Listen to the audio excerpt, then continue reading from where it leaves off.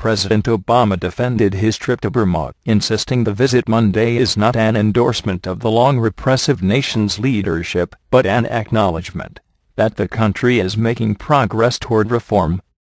Since 1962, Myanmar, a military dictatorship, has been in power that in the last 2 decades has increased its hold on power. According to Asia News, 25% of the seats are reserved for members of the army, and the remaining 75% were won by representatives of the party close to them. According to the Global Post, Obama's historic trip began Saturday, when he boarded Air Force One, stopping in Thailand, and arriving in Myanmar on Monday. His purpose may be weightier issues of hard power, such as the potential flashpoint of the South China Sea. But the symbolism of his trip to Myanmar, the first in history for a sitting American president, is unmistakably focused on soft power. His brief stop in Thailand is more an acknowledgement of the staunch ally Thailand has been over the years. In Cambodia, he will be attending his second East Asia Summit, where the focus will be on the hard power issue of China's dominance of the South China Sea.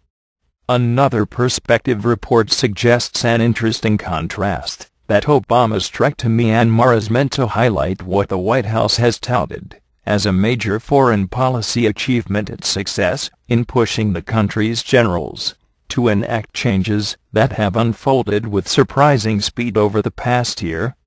But some international human rights group object to the Myanmar visit, saying Obama is rewarding the country's government for a job they regard as incomplete. Speaking in Thailand on the eve of his landmark visit to the former pariah state, Obama denied he was going there to offer his endorsement, or that his trip was premature, as many international human rights advocates have charged. Late on Sunday, state television in Myanmar said 66 more prisoners would be released on Monday, bringing to 518 the number released over the past week.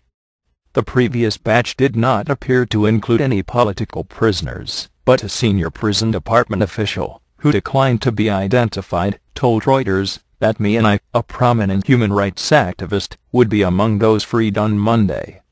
It was not clear if other political detainees would be included. Obama has made the freeing of all political prisoners one of the conditions for the full lifting of sanctions imposed on Myanmar for rights abuses under the junta. The White House launched the Asia Focus a year ago, highlighted by Obama's 9-day trip to the Asia-Pacific, when he marshaled momentum behind a new Trans-Pacific Trade Pact, agreed on a new military partnership to base up to 2,500 Marines in Australia, and announced that Hillary Rodham Clinton would become the first U.S. Secretary of State in 50 years to visit Myanmar. Clinton made the trip last December, stating that the United States is prepared to walk the path of reform with the Myanmar leadership. In June, the administration lifted prohibitions on U.S. economic investment in Myanmar,